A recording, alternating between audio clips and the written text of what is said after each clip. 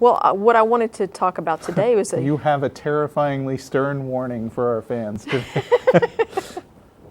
well, which terrifyingly stern warning is that? I'll just let you do it.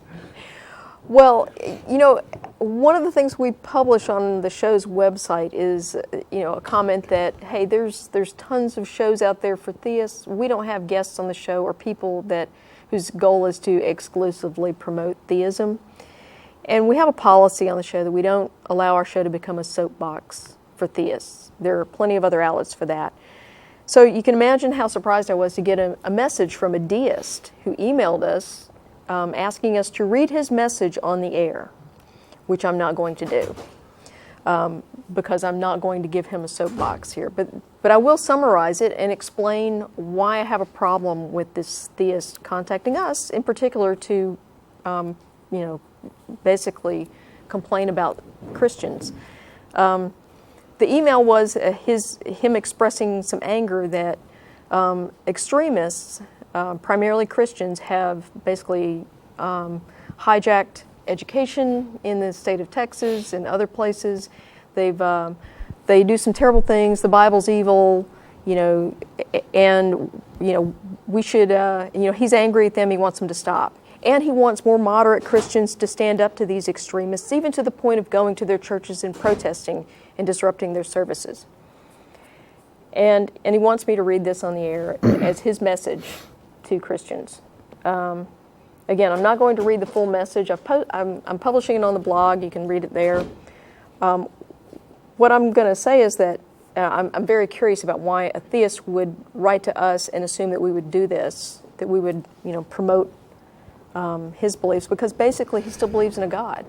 He's still a theist, even though it's a kind of a nebulous God. But, the irony of it is that he's accusing more moderate Christians of providing essentially political cover to the extremists. But in many ways, his beliefs, which are based on the same flawed philosophical arguments, provide the same kind of political cover to moderate Christians. And in particular, deists rely on cosmological arguments and teleological arguments. So these are first cause arguments and basically arguments from design, or the watchmaker argument, as a basis for their beliefs. So basically same foundational flaws in their belief system. And he wants us to present those. So essentially he's coming at this from kind of a position where he sees the flaws in someone else's beliefs without, for a moment, I guess, questioning the foundations of his own beliefs.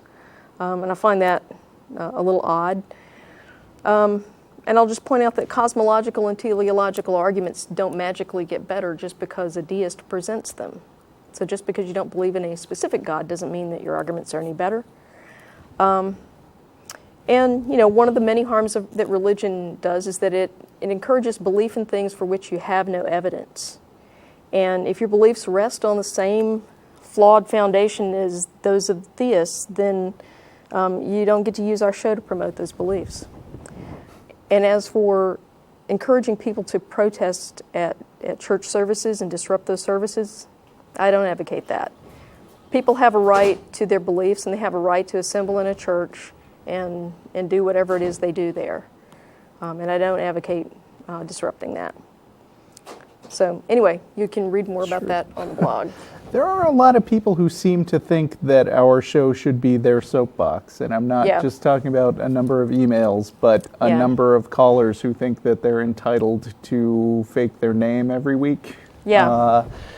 And it's like, if you've got a message to get out there, find a way to get it out there yourself. Yeah, I mean, you can have a YouTube channel, you can start a blog. There are it's really lots of not ways hard.